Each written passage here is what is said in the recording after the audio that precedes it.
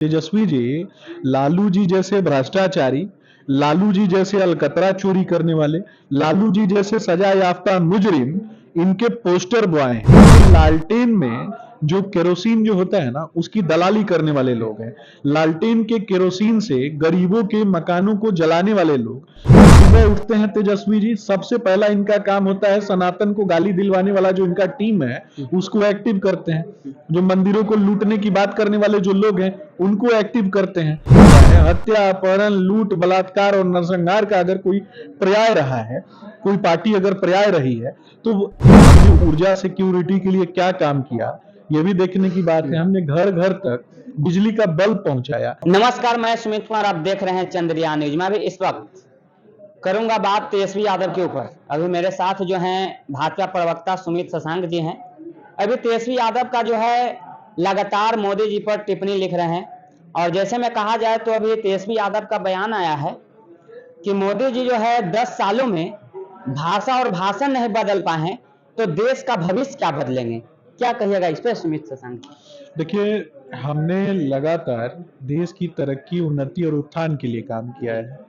तेजस्वी जी को अगर थोड़ी भी शर्म आती होगी तो जा करके अपने पिताजी से कहेंगे कि वो अपने कुकृत्यों के लिए देश को कहीं ना कहीं इंडी अलायंस के साथ जिस प्रकार से देश में उन्होंने गठबंधन किया है और देश के लूटने वाले जो लुटेरे हैं उनके साथ गठबंधन करके, और बिहार में उन्होंने जिस प्रकार से बिहार को लूटने का काम किया है, इसके लिए बिहार की यशस्वी जनता के चप्पलों पर नाक रगड़ के उनको माफी मांगनी चाहिए। तेजस्वी जी कौन है ये भी पूरा बिहार को समझना है। तेजस्वी जी, लालू जी जैसे भ्रष्टाचारी, लालू जी जैसे अलकतरा चोरी करने वाले, लालू जी जैसे सजा याफ्ता मुजरिम इनके पोस्टर बॉय हैं। ये जब भी बाहर निकलते हैं ना तो पूरी दुनिया इनको देख करके, और बिहार की जो जनता है ना वो इनको देख के कहती है कि देखो लालू के कुकृत्यों का काला पोस्टर जो है वो आ गया। तो ये इसीलिए भीड़ जो है इनको देखने के लिए जाती है। अच्छा, तेजस्वी यादव ये भी कहते हुए नजर आ रहे हैं कि मोदी जी का जो है अब बोलते बंद हो गया है। पहला मतदान, पहला चरण का जो मतदान है हो गया है, और दूसरा चरण का भी मतदान हो गया है। जब से पहला चरण का मतदान हुआ है तब से मोदी जी का 400 का नारा जो है बंद हो गया कहना। कहां तक सही है? 400 पार का नारा तो हमारा है ही, और ये नारा जो है ना ये एक उम्मीद है। देश के अंतिम पायदान पे बैठा हुआ जो व्यक्ति है उसके सपनों को जीवंत करने की लड़ाई है। और देश के जो सपनों और बिहार के सपनों के जो लुटेरे हैं वो तो आरोप लगाएंगे ही लगाएंगे। हमने ऊर्जा सिक्योरिटी के लिए क्या काम किया ये भी देखने की बात है। हमने घर घर तक बिजली का बल्ब पहुंचाया, हर गली और हर मोहल्ले में बिजली का पोल लगवाया, हर गली मोहल्ले में सड़क बनवाई। हमने हर प्रत्येक व्यक्ति के बच्चों के भविष्य को सुनिश्चित किया। लेकिन ये कौन है? ये लालटेन में जो केरोसिन जो होता है ना उसकी दलाली करने वाले लोग हैं।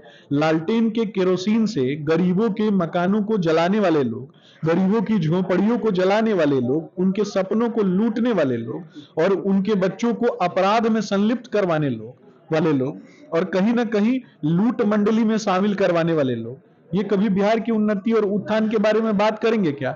सुबह उठते हैं तेजस्वी जी, सबसे पहला इनका काम होता है सनातन को गाली दिलवाने वाला जो इनका टीम है उसको एक्टिव करते हैं। जो मंदिरों को लूटने की बात करने वाले जो लोग हैं उनको एक्टिव करते हैं। मुगलों की गोद में बैठ करके कैसे खेलना है ये बात ये सुनिश्चित करते हैं।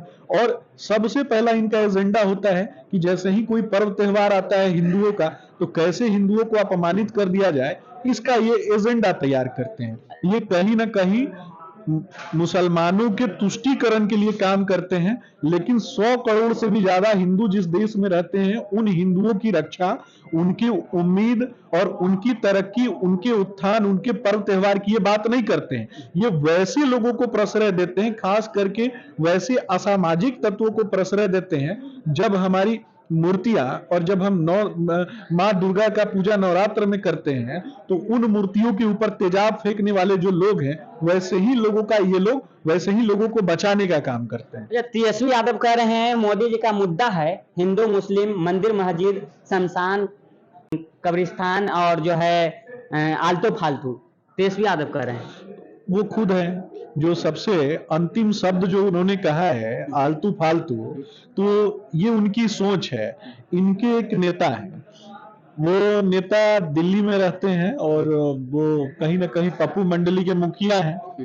तो ये पप्पू मंडली के मुखिया जो है ना, इनके अंदर कंपटीशन है कि हरा रंग का पूंछ कौन सबसे बढ़िया रंगा सकता है। और कहीं ना कहीं तेजस्वी जी का बॉडी लैंग्वेज देखिए, एक टूटा हुआ इंसान, हारा हुआ इंसान, कहीं ना कहीं अपने पिता के कुकृत्यों के कारण उनकी आंख में ना एक छोटी सी शर्म दिखाई देती है। आप देखिएगा, जैसे वो किसी से आंख मिला के बात नहीं कर सकते हैं, वो किसी भी व्यक्ति से देखिएगा नजर चुरा के बात करते होंगे। तो सबसे बड़ी समस्या ये है ना कि वो नजर इसलिए चुराते हैं ना, क्योंकि उनके पिता ने जो बिहार के साथ कुकृत्य किया है, हत्या, अपहरण, लूट, बलात्कार और नरसंहार का अगर कोई पर्याय रहा है, कोई पार्टी अगर पर्याय रही है, तो यही है। ये मुंगेर जाते हैं प्रचार करने, किसी क्रांतिकारी का प्रचार करने जाते हैं क्या? किसी न किसी अपराधी का ही तो प्रचार करने के लिए जाते हैं। तो जो अपराधियों का प्रचार करने वाला व्यक्ति हो, उसकी वो आंख में आंख मिलाकर के बात नहीं करता है, नजर चुरा के बात करता है। तो नजर चुरा के बात करने वाले लोग हैं, और ये ज्यादातर कहीं ना कहीं सनातन को अपमानित करवाने वाली बात करते हैं, पोटेशियम साइनाइड बतवाते हैं और रामचरितमानस के बारे में गलत बोलते हैं। ये समझना है पूरे बिहार को कि महाभारत की जब लड़ाई हुई थी ना, तो महाभारत की जब पन्ने पलटकर हम देखेंगे तो भगवान श्री कृष्ण ने जिस प्रकार से गीता का संदेश दिया था, एक तरफ गीता का संदेश देने वाले भगवान श्री कृष्ण के जो वंशज हैं, वो किसके साथ खड़े हैं? वो भाजपा के साथ आज खड़े हैं। लेकिन ये कहीं ना कहीं उस कहानी में एक कंस भी था। तो ये कंस से प्रभावित लोग हैं, ये अपने आप को कंस से प्रभावित मानते हैं, तो ये कंस की तरह एक्टिविटी करते हैं। ये कृष्ण की तरह कभी देश के कल्याण के लिए और सनातन के कल्याण की बात नहीं कर सकते हैं। ये कुंठित है, ये शोषित है। इन्होंने तो अपने ही भाई को हाशिए पे खड़ा कर दिया, अपने ही भाई को दर दर का भिखारी बना दिया। अच्छा, तेजस्वी यादव ये भी कहते हुए नजर आ रहे हैं कि मोदी जी महंगाई को बढ़ा दिया, मोदी जी गरीबी को बढ़ा दिया, मोदी जी बेरोजगारी का बढ़ा दिया। क्या क्या गरीब की थाली का जो अन्न है ना, वो तेजस्वी जी ने छीन लिया। गरीब के थाली में जो दूध था भैंस का, तो बेचारी भैंस का हड्डी खाने का काम किसने किया? लालू जी ने किया ना। तो उसके गरीब के थाली में से दूध गायब करवा दी। तो ये कौन करवाया? मोदी जी ने तो 80 करोड़ लोगों को 5 किलो अनाज देने का काम किया। कोरोना जैसी वैश्विक महासमस्या में जब लोग मर रहे थे, तो ये दोनों पिता पुत्र जो है किस बिल में छुपे हुए थे? ये बताए ना, ये कहाँ छुपे हुए थे? लेकिन मोदी जी तो खड़े थे सबके लिए, भारतीय जनता पार्टी का प्रत्येक कार्यकर्ता खड़ा था।